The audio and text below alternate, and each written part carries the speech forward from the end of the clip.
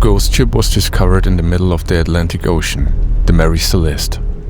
The ship was completely seaworthy, its cargo almost untouched. But the crew had vanished without a trace. No signs of struggle, no evidence of disaster. Just emptiness and a mystery that remains unsolved to this day. What happened to the crew of the Mary Celeste?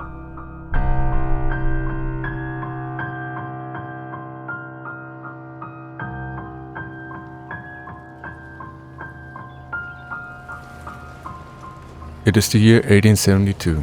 The Mary Celeste was an American sailing ship.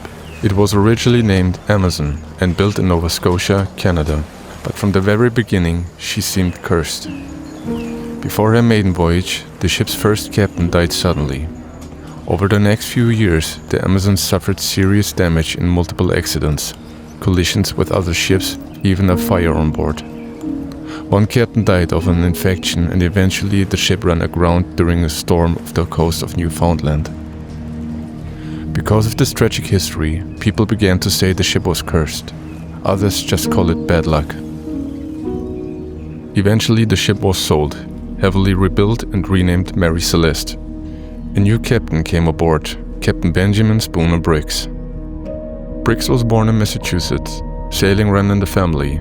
His father was a captain and all four of his brothers also went to the sea. For his first voyage with the Mary Celeste, Briggs personally handpicked a small but experienced crew.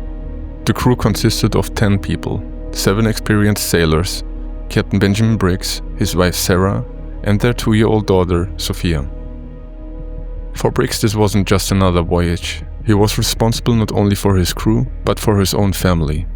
A man known for being careful, calm, and highly experienced. Just before setting sail, Briggs wrote to his mother. He said the ship was in beautiful condition and that he hoped for a safe journey.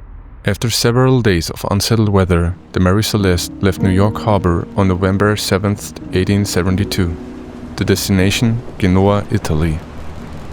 On board were 1,700 barrels of industrial denaturated alcohol, a type of alcohol made intentionally toxic, full-tasting and full-smelling, to prevent the crew from drinking it. According to logbook entries, the ship faced rough weather during the first days at sea. But the Mary Celeste was solidly built, well-equipped and under the command of a captain known for his seaworthiness. The final entry in the logbook is dated November 25th, about 2.5 weeks after departure. It describes fair weather, calm seas, and nothing unusual. What followed were only empty pages.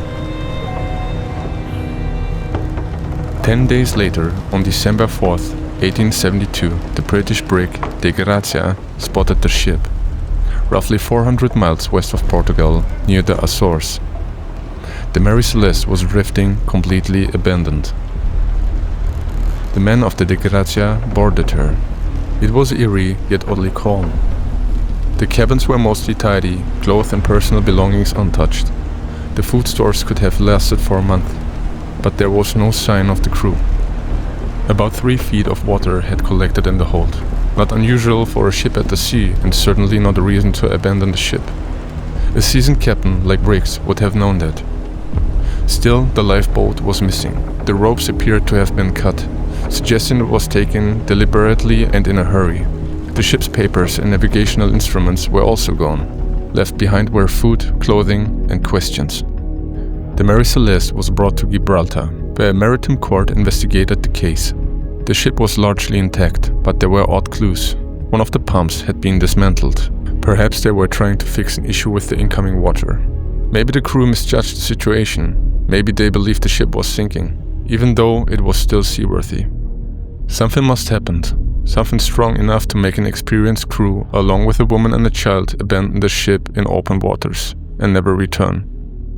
One of the most widely discussed theories is, when the ship was found, a few barrels of alcohol were leaking. That led some to believe that fumes may have built up in the cargo hold, and that a sudden flash or small explosion might have occurred. Not strong enough to cause visible damage, but just enough to send the crew into a panic. Unfortunately, there is no way to prove this after the fact. Countless theories surrounded the mysterious disappearance of the crew. Some seem plausible, others drift into the realm of conspiracy. Piracy was also considered, but that doesn't seem to make sense. Nothing had been stolen and there were no signs of violence. Natural phenomena have also been suggested. A rogue wave, a waterspout, or even an undersea earthquake that shook the ship. In fear of sinking, the crew may have acted in haste. After being recovered, the Mary Celeste was sold several times and continued to be used. But even after the mysterious incident, misfortune seemed to follow her. No owner ever had much luck with the ship. Time and again, there were accidents and strange incidents. In 1885, more than a decade after the crew's disappearance, her then-captain tried to destroy the ship in an insurance scam. He intentionally steered the Mary Celeste onto a reef off the coast of Haiti. But the fraud was uncovered and the ship was declared a total loss. And so, the journey of the Mary Celeste came to an end. Not in a storm, not in a fire, but in a failed attempt at deception. What exactly happened, we never know for certain. Too many gaps, too many theories, too little evidence. Perhaps it was a chain of unfortunate events. Maybe a moment of panic, a misunderstanding, a mistake that couldn't be undone. What do you think? Take care and see you soon.